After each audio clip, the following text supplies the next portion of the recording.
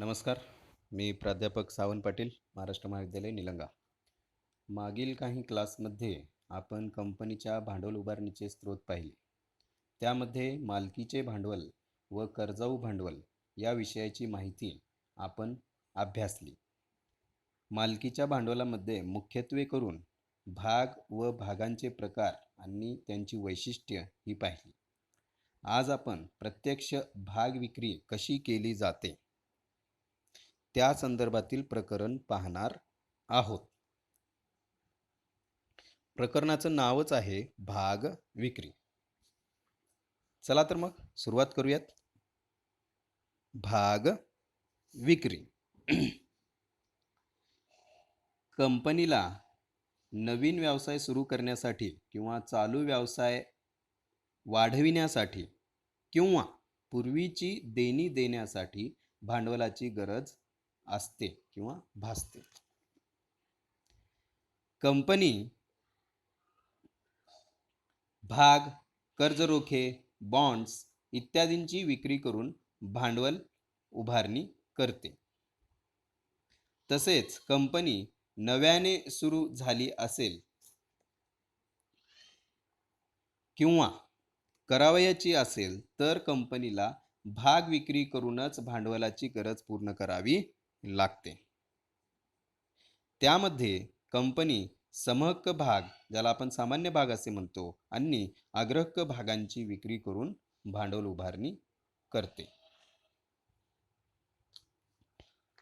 आता आपण भाग विक्रीच्या पद्धती पाहू.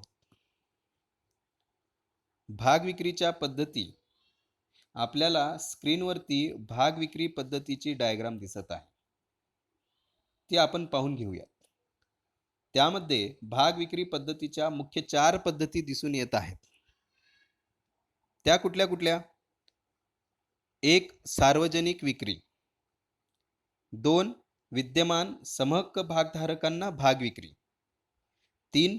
विद्यमान कर्मचाऱ्यांना भाग विक्री. आणि 4.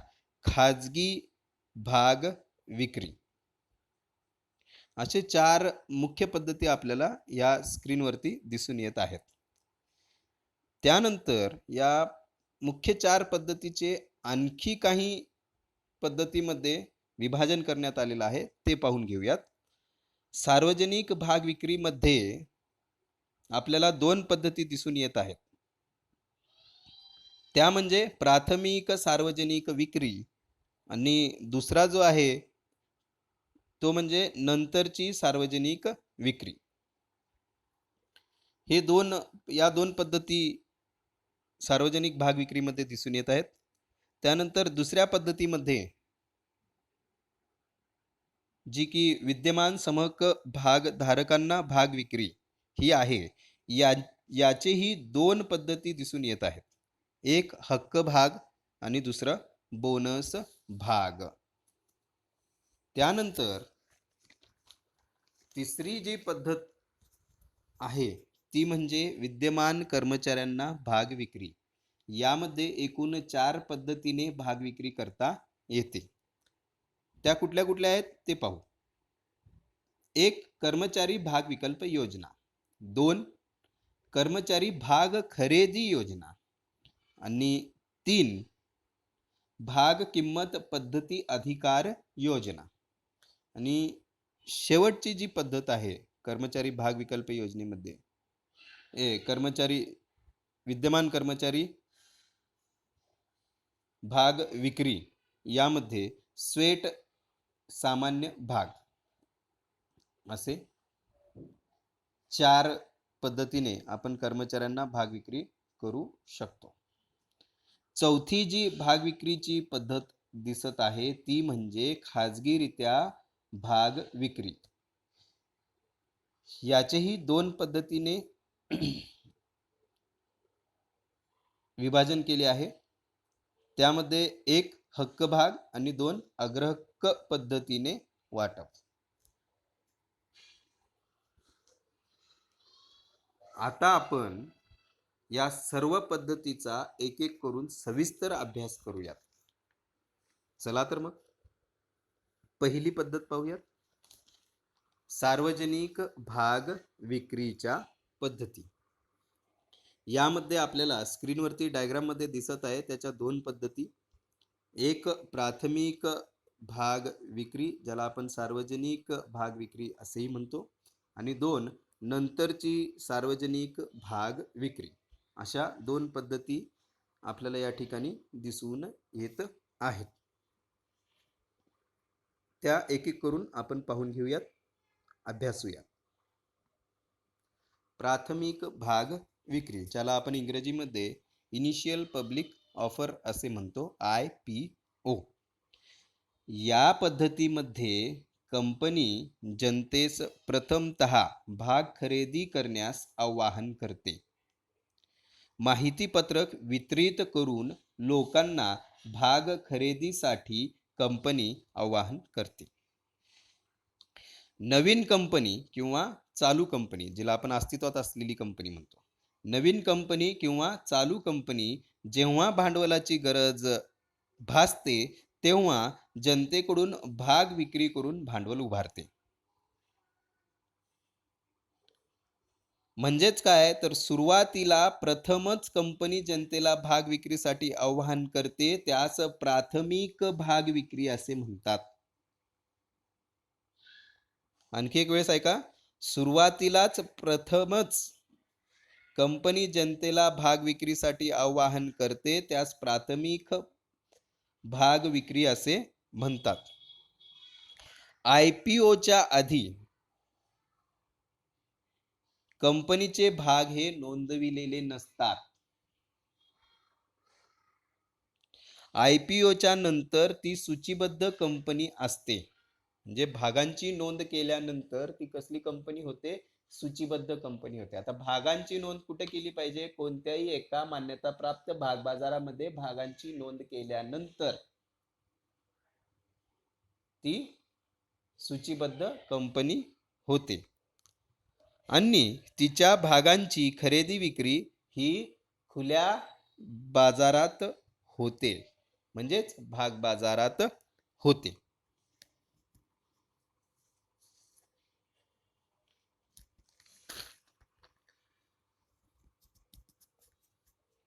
कंपनी प्राथमिक भाग विक्रीसाठी दोन किंमत पद्धतीचा अवलंब करते. त्या कुठल्या? तर एक निश्चित किमतीस भाग विक्री पद्धती आणि दोन बुक बिल्डिंग पद्धती. तर ते पाहून घेऊयात आपण. निश्चित किमतीस भाग विक्री पद्धती. या पद्धतीमध्ये कंपनी माहितीपत्रक प्रसिद्ध करते.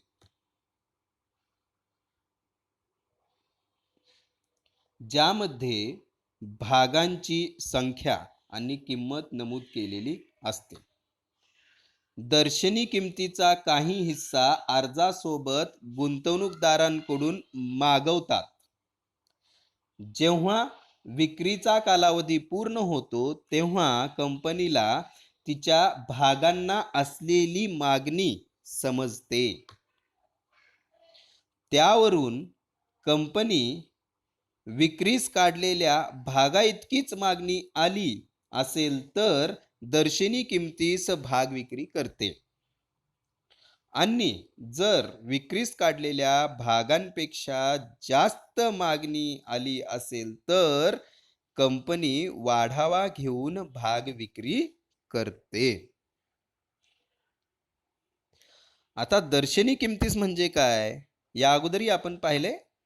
जे मूल्य भाग प्रमाणपत्रावर नमूद केलेले असते व त्याचबरोबर घटनापत्रकामध्ये नोंदविलेले असते व त्याच किमतीला भागांची विक्री केली जाते, त्याला दर्शनी किंमत असे म्हणतात.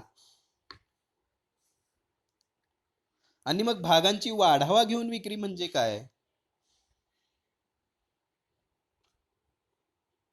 जेव्हा कंपनी भागांची विक्री ही दर्शनी मूल्यापेक्षा जास्त किमतीस करते तेव्हा त्याला वाढावा घेऊन विक्री असे म्हणतात.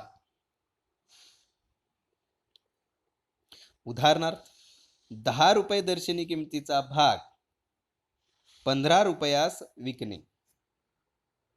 5 रुपये ही किंमत कशी झाली? वाढीव किंमत झाली.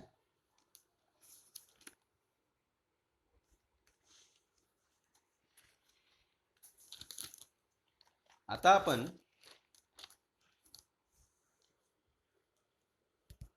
दुसरी किंमत पद्धती पाहू, जिचं नाव बुक बिल्डिंग पद्धती आहे. या किंमत पद्धतीमध्ये भाग वाटप करणारी कंपनी भागांची संख्या आणि विक्री किंमत लिलाव पद्धतीने करण्याचे निश्चित करते. म्हणजेच कंपनी गुंतवणूकदारांना किंमत श्रेणी कळवते. एक प्राइस स्केल असते ज्याला आपण किंमत पट्टा असं म्हणतो. ती कंपनी गुंतवणूकदाराला कळवते की पासून ते पर्यंत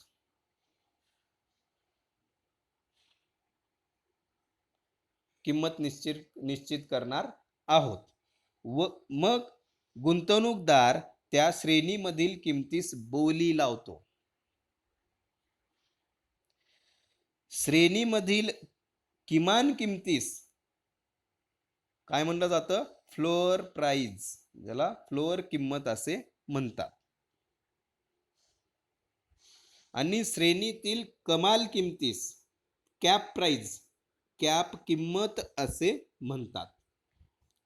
आणि जेव्हा भागांची किंमत निश्चित होईल त्यास कट ऑफ प्राइस किंवा विक्री किंमत असे म्हणतात. या ठिकाणी समजण्यासाठी उदाहरणास्तव आपण एक प्राइस स्केल घेऊयात, किंमत पट्टा घेऊयात, ज्याची किमान किंमत 10 रुपये आणि कमाल किंमत ही 100 रुपये आहे. तर या ठिकाणी 10 रुपये ही फ्लोअर किंमत झाली आणि 100 रुपये ही कॅप किंमत झाली. आणि या श्रेणीमध्ये गुंतवणूकदारांनी समजा 70 रुपये ही बोली किंमत जास्त प्रमाणात मागणी केली. म्हणजेच काय तर 70 रुपये ही कट ऑफ प्राइस झाली. म्हणजे यालाच आपण विक्री किंमत असे म्हणतो. गुंतवणूकदार कितीही भागांसाठी बोली लावू शकतात, असं काही बंधन नाही आहे त्यांना. बोली ही 5 दिवसांसाठी खुली असते, 5 दिवसानंतर बंद केली जाते. बोली ही 5 दिवसांसाठी खुली असते. बोली व आवेदन अर्ज रक्कम हे व्यापारी बँकेकडे पाठवले जाते. आता व्यापारी बँक म्हणजे काय हो? ही एक अशी संस्था आहे जी भाग विक्री करणाऱ्या कंपनीच्या भागांच्या खरेदी विक्रीसाठी व्यवस्थापन करते व तसेच सल्लागार म्हणून देखील कार्य करते.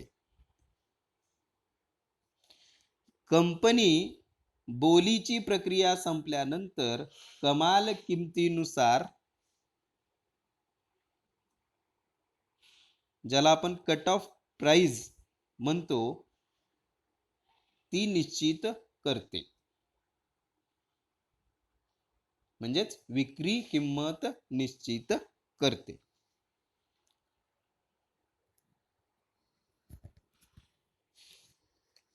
या दोन किंमत पद्धतीने कंपनी प्राथमिक भाग विक्री करत असते.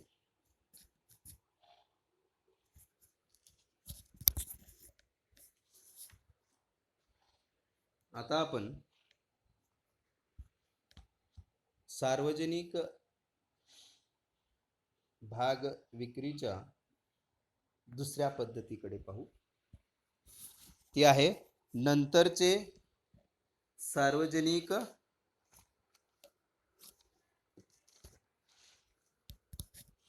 भाग विक्री, ज्याला इंग्रजीमध्ये फर्दर पब्लिक ऑफर असे म्हणतात, FPO.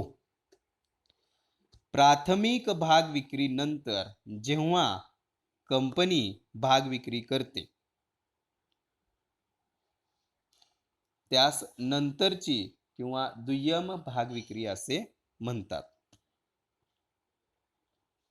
सूचीबद्ध कंपनीच्या प्राथमिक भाग विक्री नंतरच्या विक्रीला नंतरची सार्वजनिक भाग विक्री असे म्हणतात. प्राथमिक भाग विक्री झाल्यानंतर ज्यावेळेस नंतर कंपनी भाग विक्री करते किंवा दुय्यम भाग विक्री करते असे जे म्हणतो आपण, त्यास नंतरची सार्वजनिक भाग विक्री असे म्हणतात. तर हे आहेत सार्वजनिक भाग विक्रीच्या दोन पद्धती. त्यामध्ये आपण प्राथमिक भाग विक्री पद्धती पाहिली आणि नंतरची सार्वजनिक भाग विक्री पद्धती पाहिली. या ठिकाणी आपण थांबूयात.